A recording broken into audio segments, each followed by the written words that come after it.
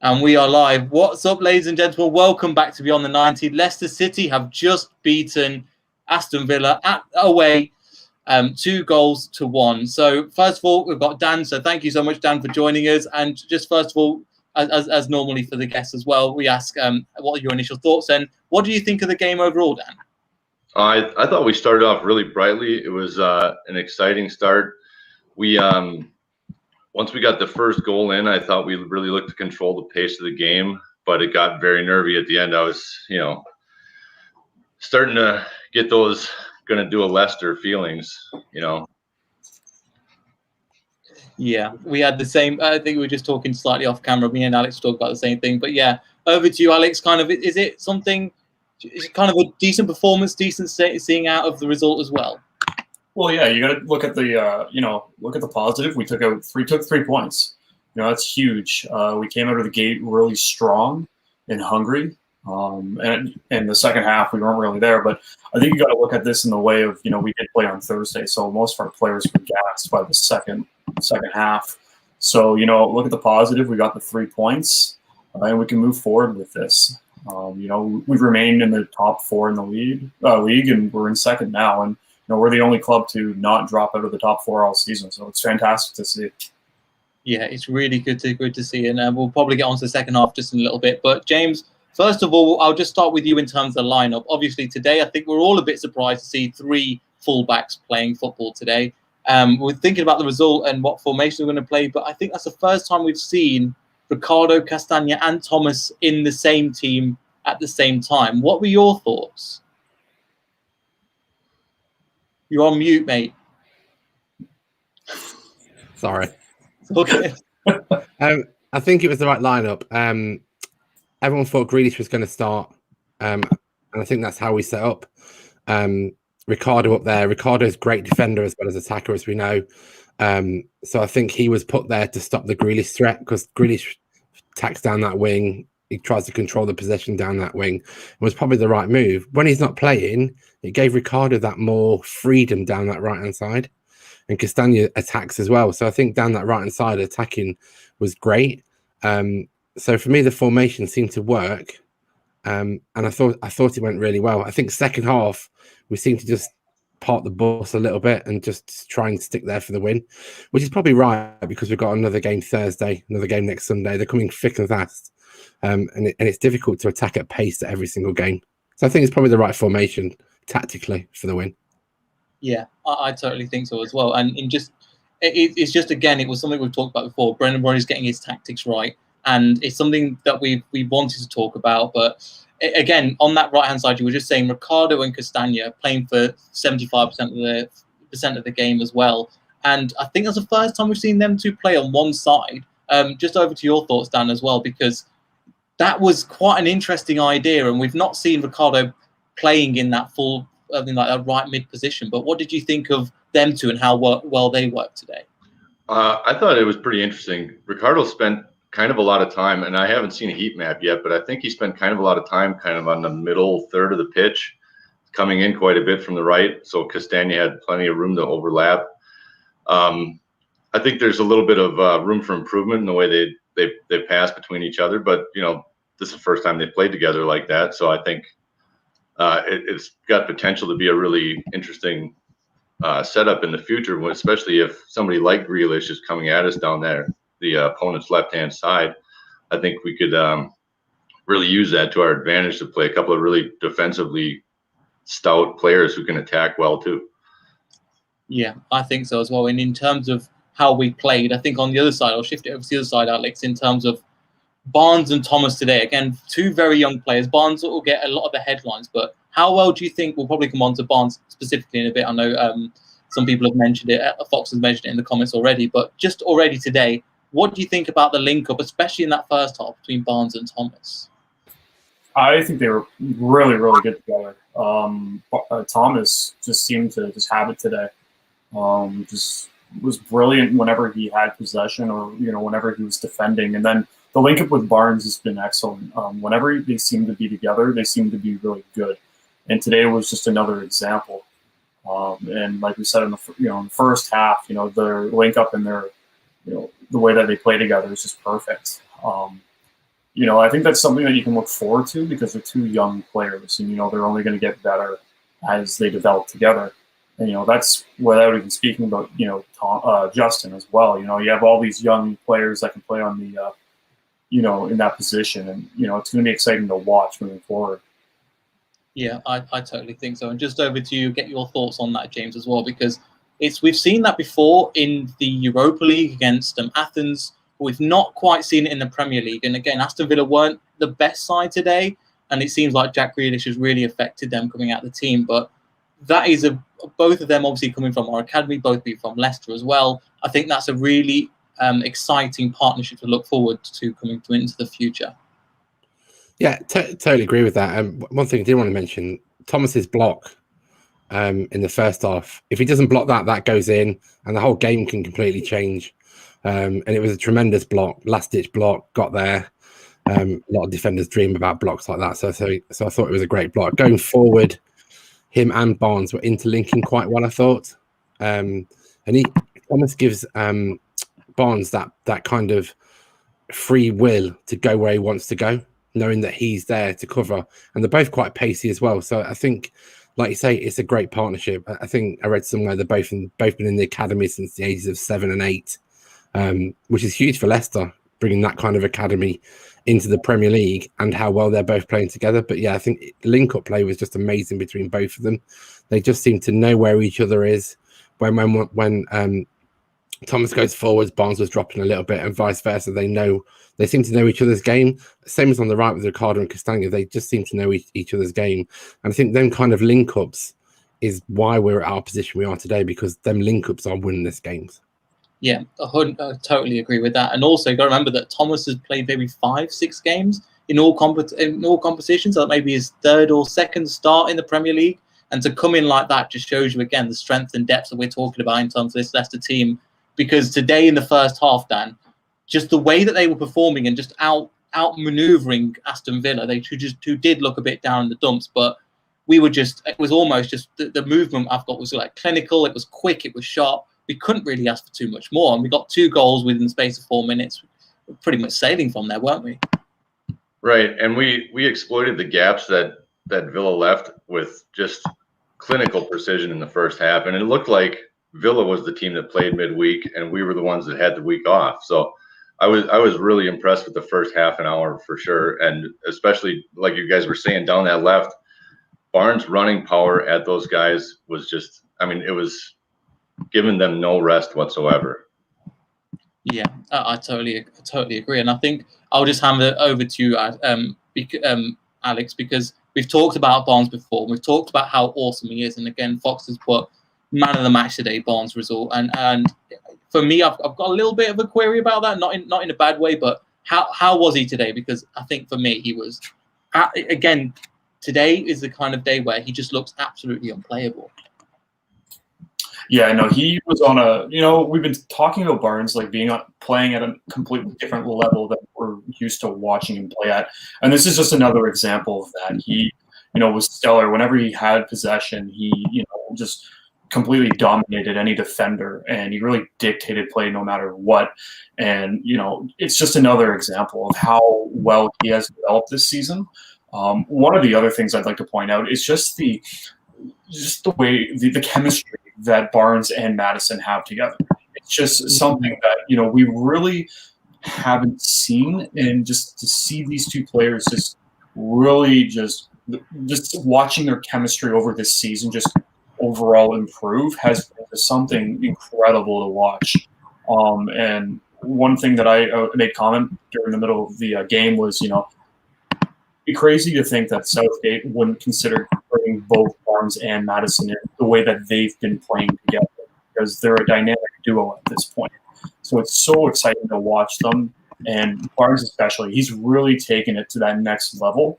And I think he hasn't even reached his full potential yet. He's just going to continue to improve.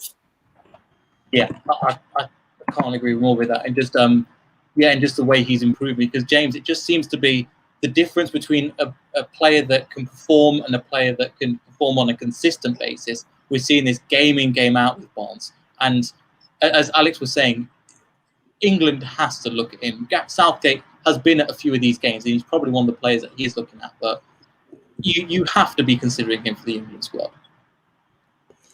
Yeah, well, the normal person would want him in the England squad. This is England. Ever since I remember, they do not pick players on form.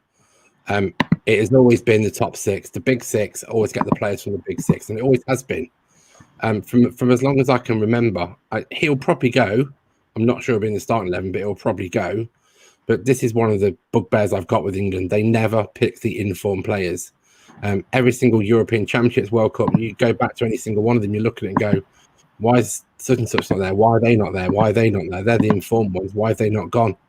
And that's the way it's always been. I think, I don't want to go into an England rant, but with regards to the England setup, it probably needs a bit of a change in the back room. Not sure Southgate's got full control of who he picks off and what clubs, but you'd want the inform 11 to start him, wouldn't you? And for me, Barnes has to go to the Euros. Madders would go to the Euros as well.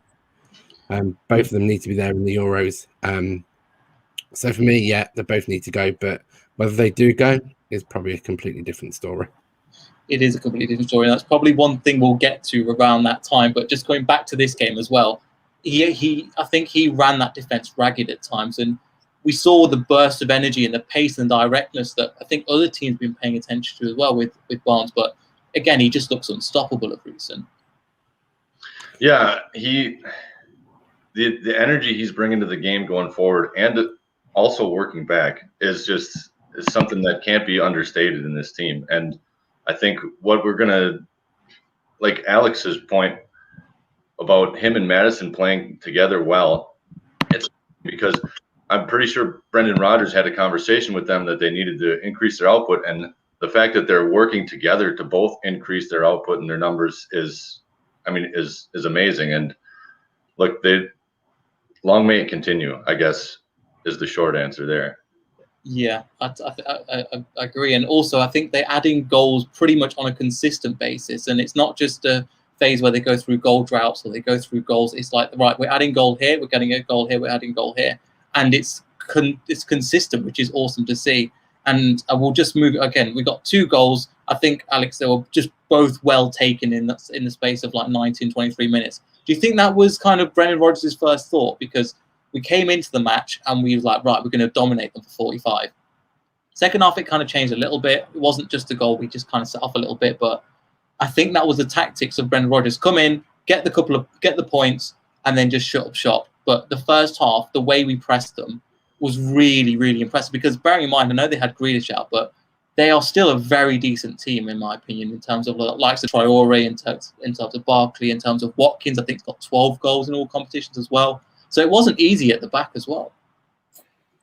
No, and I think Rodgers going into this was, more focused on if we can close out the game early, then we can get the players that we need off as soon as we can, so we can focus and prepare for our Thursday's match against Slavia Prague.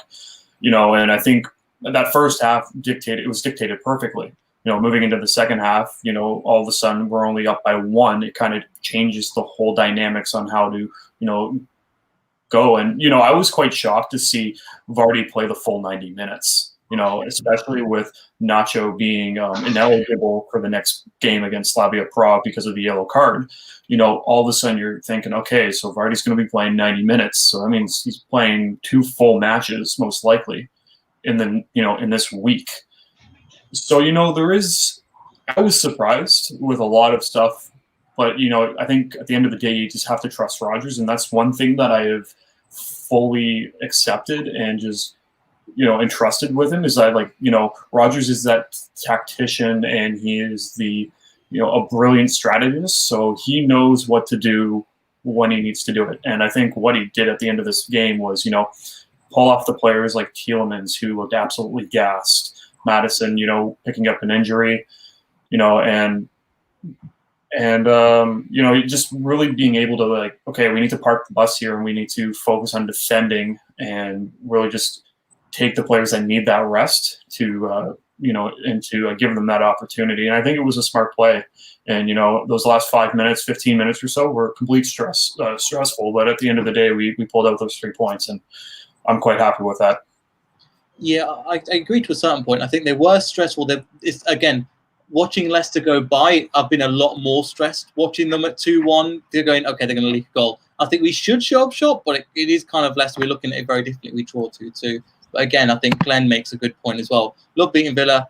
So thanks for your comment again, Glenn. And the boys left it all on the pitch in the second half. We were knackered.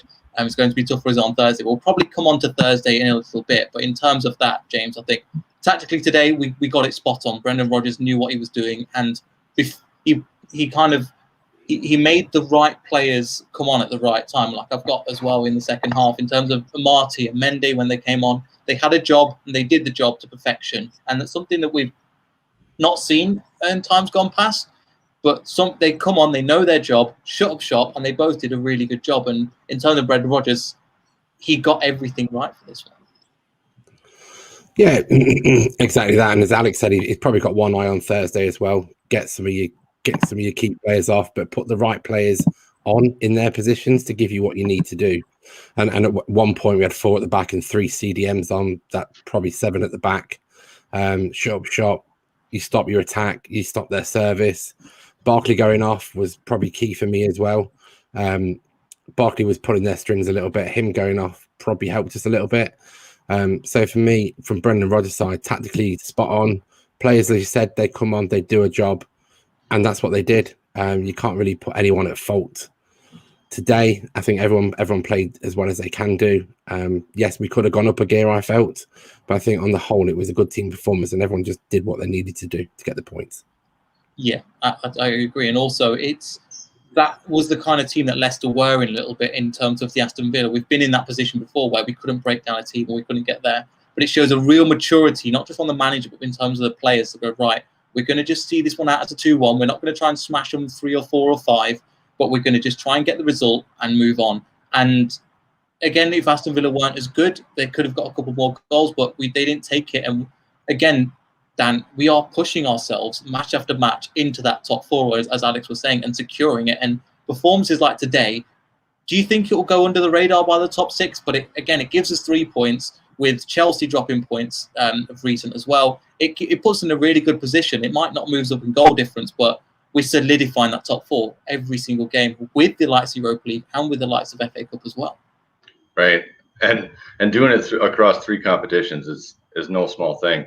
It's interesting you ask about it because the American pundits were talking about it right after the game. They're like, well, traditionally Leicester's not part of the traditional Big 6, but should they be considered part of the conversation? And Tim Howard said, well, maybe not. Maybe I think they kind of relish the role, and I kind of agree. You know, I think going out there with a little bit of a chip on your shoulder about being ignored and being the Invisibles kind of helps us in a way, and I relish it myself. I think going out there under the radar is exactly it suits us just fine. And as far as you guys like you guys were saying with Rodgers and the substitutions, I completely agree. I just wanted to tack that on the end. But running out there with 3 center defensive midfielders looking a bit like Pulis ball, but we got the 3 points at the end, and that's what matters.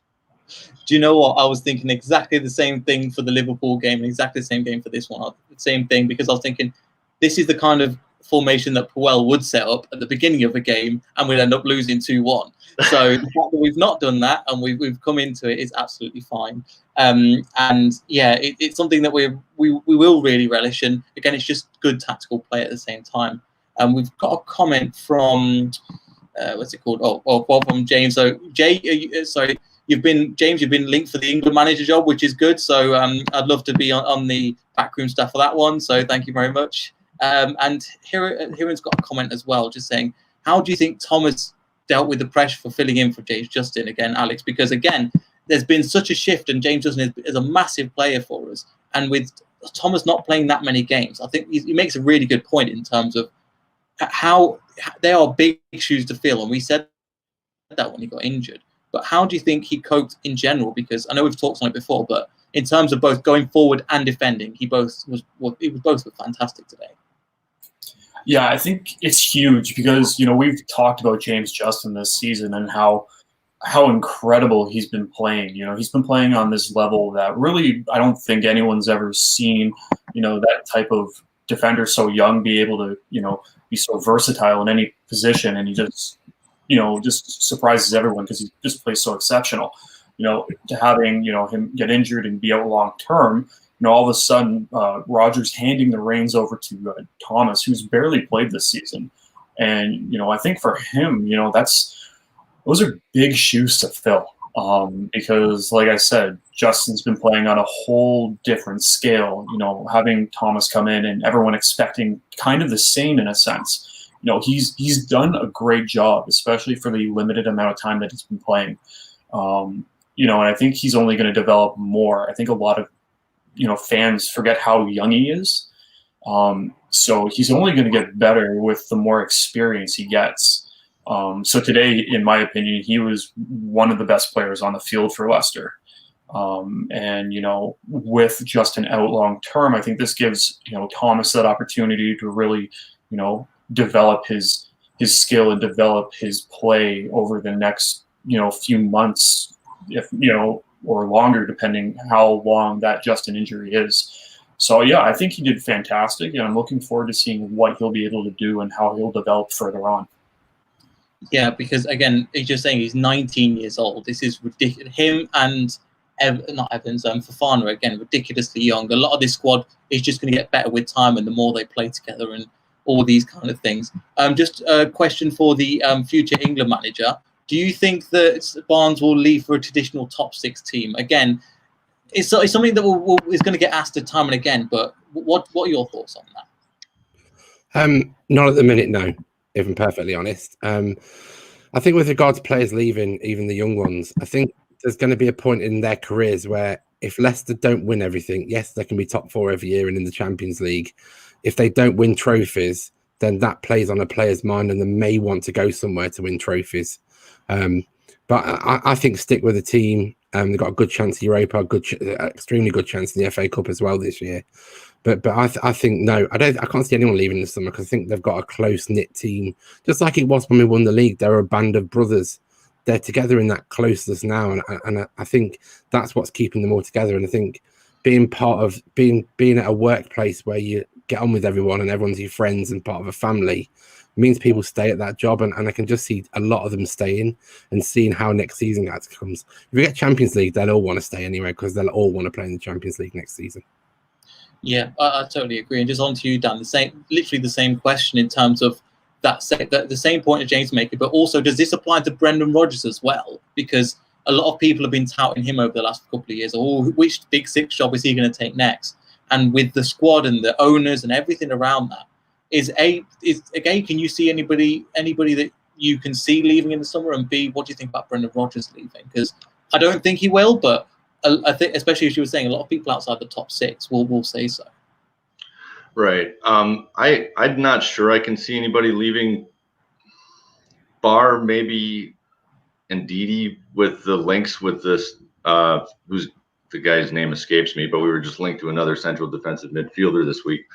But as far as Rodgers goes, I think the longer you stay, and maybe this applies to Barnes and Madison and any of the other guys at the club too, the younger guys, the longer you stay and the more success you're having, the more the legend, your stock is only going to grow. So I don't see a point in moving on if I was in one of those positions to a Big 6 club, because is it better to be a fringe player at a big, quote unquote, Big 6 club and, do a Drinkwater or Chilwell? Or is it better to be a guy who carries a club that was, in League One a decade ago up to Champions League or top 4 standard consistently? I think you get your name attached to that, and people are really going to take notice, and namely Gareth Southgate should be taking notice. Yeah, and I think he is, because the amount of games he's been to this season watching Leicester, he's been, I think, at least 6 of them now. And that was only since December time. So it's looking good for us. And again, it's just something that we've got to kind of enjoy at the same time, Alex, because I did have another question related to that. But in terms of, is there anybody, I think you were Googling there, but that person that was leaving, but we are building a squad, and it's something that consistently what we were doing. And potentially last season on this run, we would have potentially drawn that game last minute. but they're all coming into they all come into their role and they know what they're doing. And again, does it kind of play homage to the fact that we're doing so well that people aren't taking notice as much? Or is it more that you think now people are starting to pay attention to us?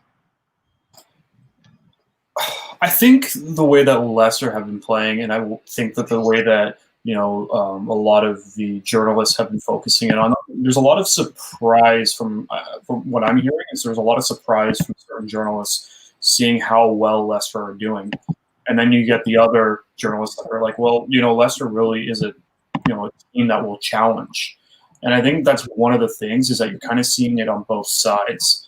And as Dan pointed out like earlier, I like the fact that we're kind of hidden and we're not really visible. We're always often forgotten, and to me, I have no issue with that. Because one of the great things about that is that you can sneak in here and there, and all of a sudden, all these journalists and all these fans are like, wait, where did Leicester show up? I think it was there was a discussion it was about West Ham possibly getting close to Manchester United in the standings, completely forgetting that Leicester is tied, which is for me, I'm like, well, they forgot about Leicester, but at the same time I'm like, do I care? We're still in this top position.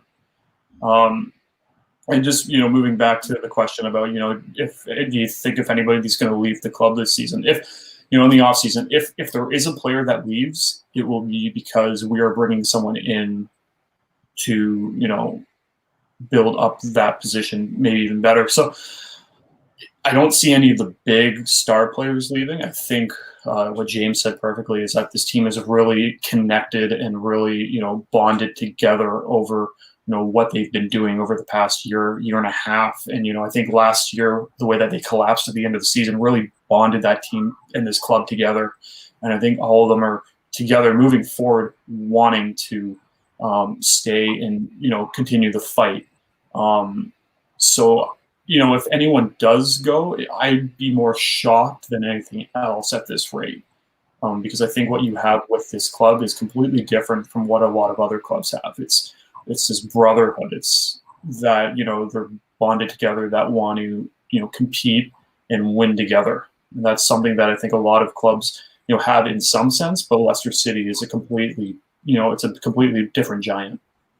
Yeah, and also as well, a lot of I agree with what you're saying as well, and a lot of the players that have left every season. So you look at the likes of when we've won every single since the Premier League. Kante left; he could just about start for Chelsea. After that, I can't remember. Drinkwater left. Exactly, he's in Turkey. It's some unknown club you can't even spell. Then you're at where are you looking at next? I think you're on Mahrez is the next one. Again, he's just starting for Man City, but how many games has he actually started? Again, he's immense talent as he is. He can't even start a game. Ben Chilwell of recent can't even start a game under Tuchel. And Maguire, again, he's been absolutely slated. And every Man United fan I end up talking to is we've ended up going, thank you very much. And they end up just trying to move on because they've got PTSD from the amount of money we played. But from that, James, I think, is this from the previous transfers that have happened, especially to Premier League rivals, and we've seen them not work out, can you see players going, actually, I don't want to be the next one of them and I don't really want to be out the door. And if I'm here, why not stay? So the Big Six conversation is a difficult one because the Big Six can offer 3 times your wages. Their sponsorship deals are so much better than we could ever get them. I mean, I saw a Wayne Rooney interview recently where he was talking about when he was at Man United.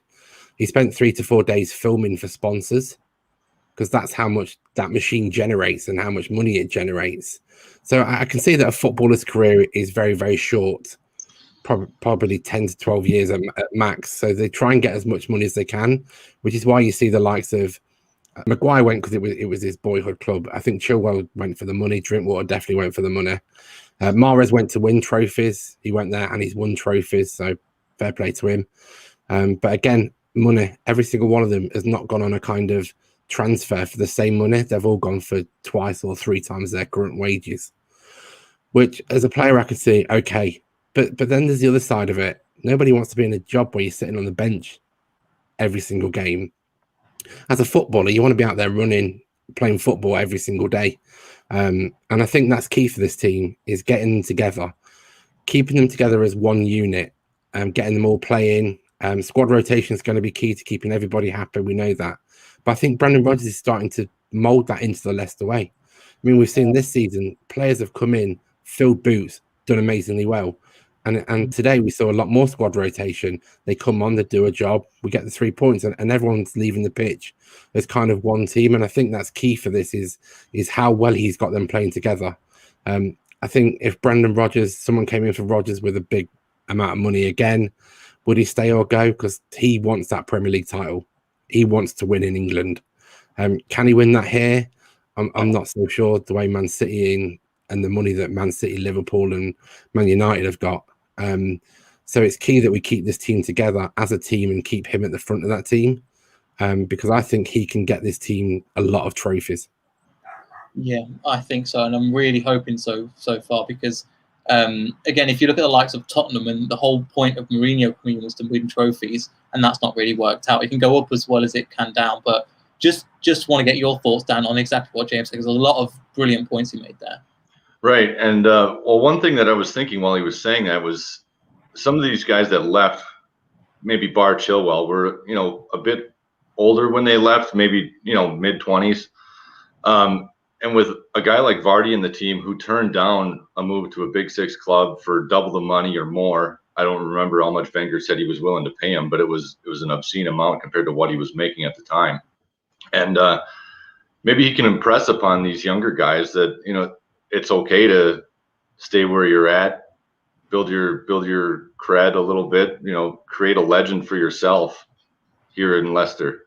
I think Vardy made a brave choice then, and I hope he impresses that choice on the younger guys now, because I mean, it's invaluable to keep a team like this together. The chemistry is so good right now in the midfield with an Ndidi and Tielemans, and then across that front three and Vardy. It's just, I mean, I want it to stay together with her so bad, but like James was saying, coming in for double or 2.5 times the money, it's hard for some players to turn down.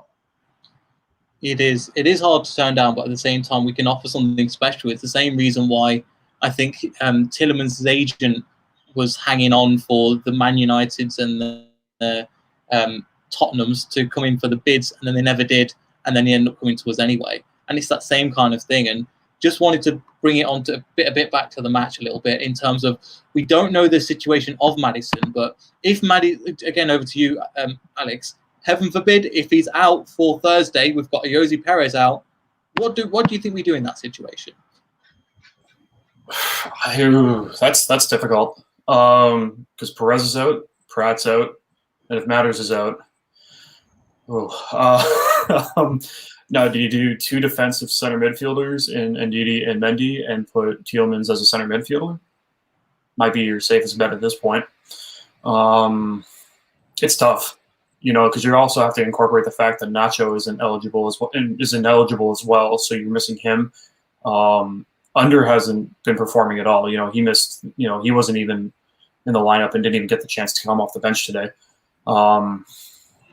It's a difficult question, because with the mounting amount of injuries you have, you got to wonder what they're probably already thinking this. They're probably at the point where being, okay, what's going on with Maddison?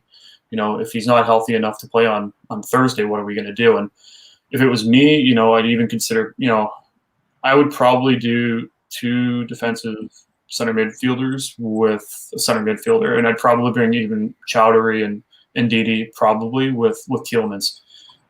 That'd be my go-to, but just with the amount of injuries, it's so tough. It is a tough one, because again, Pratt's out, and he could a position that he could play there as well. It's just all in one position. But again, we've got some fullbacks, we've got some defensive, but it's going forward, and that is the issue. And just onto what Alex was saying, it was one of my questions that I forgot to mention. Today, with the formation, with the 4-2-3-1, with Albrighton coming out of the team on that right hand side, you think, right, who's the person that would slot in directly, and it'll be Under. And he didn't. He decided to go and play Ricardo over Under. What do you think that is, James? And why do you think that is? As I said earlier, that even down that side, you need someone that can defend. I personally think Albrighton was probably rested for Thursday because I think he's going to be key in that game, if I'm perfectly honest.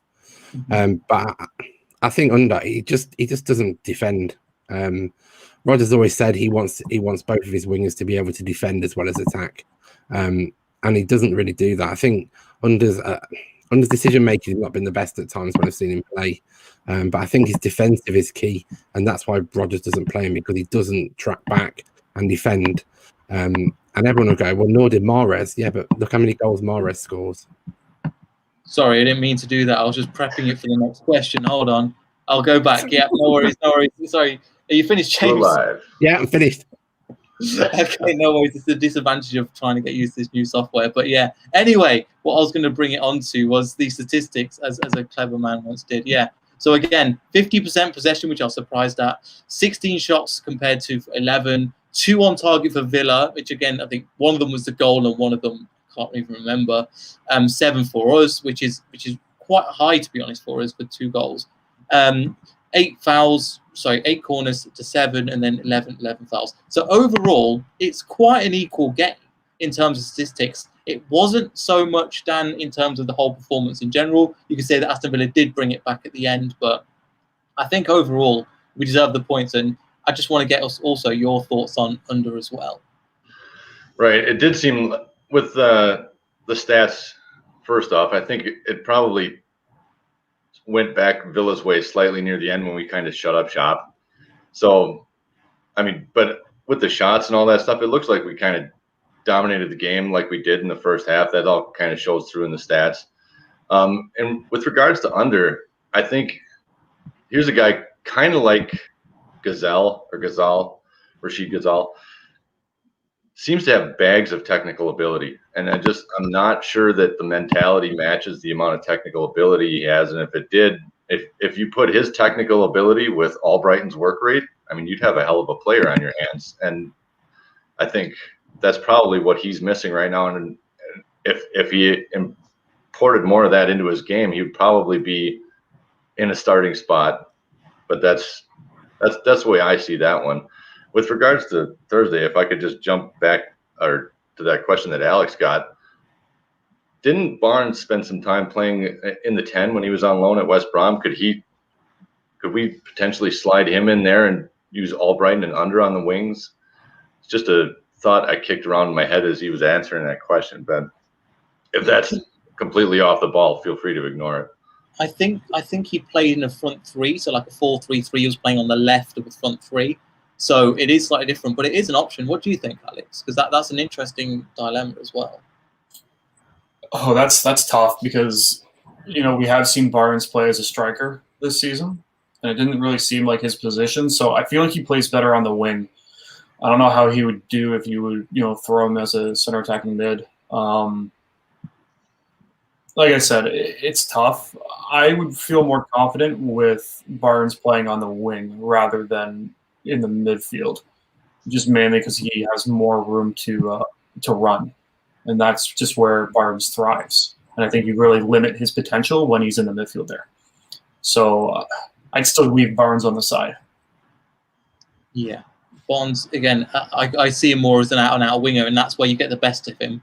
Kind of, I see him as you drift out to the right. You see him when he eyes up a player and he goes, right, I'm going to take you on now. And he has the belief that he's going to go. You can't really do the same thing through the middle. And it does help with other players. But just over to you, James, because I think we've got just one more comment before we finish, because I will move on to the preview kind of. We've got another preview coming with David for the Slavia Prague game tomorrow. So we look forward to that one. But again, if Madders isn't fit, how about Tavares giving it a chance? It might. Yuri's looks spent at the minute, and I agree. But I think is it just a bit too risky to drop Tavares in such an important game to get through to the last 16? I don't think you're going to bring someone new into the squad in a must-win game, if I'm perfectly honest. For me, Tielemans will just slot into that role, and he'll play Mendy and Ndidi in that central role, which will stop their attack, but also give us the ability to go forward at pace. So I think that's, for me, how they'll line up. Yes, Tielemans looked absolutely tired every single time I've seen him the last 3 games. and he's never going to get a break. But as Roger says, when he leaves him out for a game, it takes him 3 games to get back into his pace. So I think they're just trying to play him as long as they can, if I'm perfectly honest, and hoping that a gap comes up soon. But I think Tielemans is a great player. We've all seen how great he's been. He's just looking really, really tired, if I'm perfectly honest. Yeah, he is. And I think, just the issue at the moment. But anyway, moving forward from that, because, again, Tielemans has always looked a little bit tired, hence why he used to come off at 60 minutes when we first got him as well. But I think, hopefully, with this kind of games, hopefully we get that sorted out. But just want to get your thoughts on, Dan, obviously, on the upcoming game against Prague, because it's going to be an interesting game, and it's a real opportunity at the King Power. They weren't the best. They were. Me and Alex were saying they were falling over like they were shot half the time. It was really, at times, it was quite disgraceful, to be honest. You come with all this big talk. And so, what do you think about the match going forward? Do you think we've got enough talent, enough quality to win that? Yeah, I think we do, even with the amount of players missing out. I mean, we weren't at it 100% on Thursday in Prague, and I think the pitch was against us. The rugby tackles didn't help. You know, I think at home on our own patch, I think we're going to face up better against them. I expect, there will be changes to the front three. I think, like everybody's saying, we're probably going to have to continue to play Tielemans and Ndidi, third game in a week. But I think we'll have enough, and hopefully we get the job done early, and some of these guys can catch some rest, namely Tielemans, because I think, I mean, 3 games in a week, 90 minutes or nearly 90 minutes at a crack is a lot. And like James was saying, initially, or maybe you were, Neil, when he came in, he wasn't really staying on the pitch longer than 60 minutes. So the guy's really built up his fitness, but I'd hate to see him overtaxed with the fixture schedule that we've got right now. Yeah, and it's something that if we end up going out in the Europa League, people will say in hindsight it's always nice, but if he gets an injury or if he gets overtired, then we don't end up in the top 4.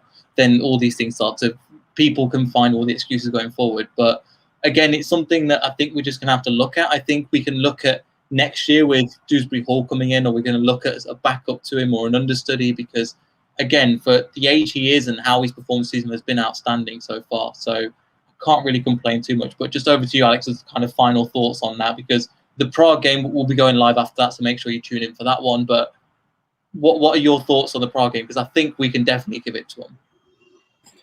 I think we can. It all depends on the level of compete they're willing to play at.